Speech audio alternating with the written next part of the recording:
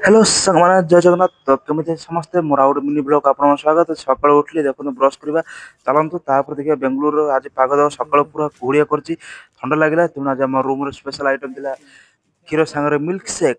ଆପଣ ମୋତେ ନାଁ ଶୁଣୁଥିବେ ଚାଲନ୍ତୁ ଟେଷ୍ଟ କରିବା ମିଲ୍କ ସାଙ୍ଗମାନେ ସେକ୍। ଇଏ ହେଉଛି କ'ଣ କହିଲେ ଇଏ ହେଉଛି ମିଲ୍କ ସେକ୍। ଆପଣ ପିଇ ନଥିବେ ମୁଁ ପିଇରି କହୁଛି ଆପଣଙ୍କୁ।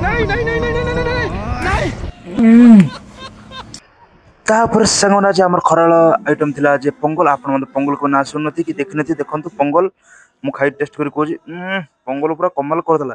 ତାପରେ ସାଙ୍ଗମାନେ ଫାଇନାଲ ରାତି ହୋଇସାରିଥିଲା ଆଜି ଆମ ରୁମରେ ସ୍ପେଶାଲ ଥିଲା ଚିକେନ କଷା। ଆପଣମାନଙ୍କର ଫିଟିଯିବ କଛା ଭିତରେ ପଶିଯିବ ମଛା।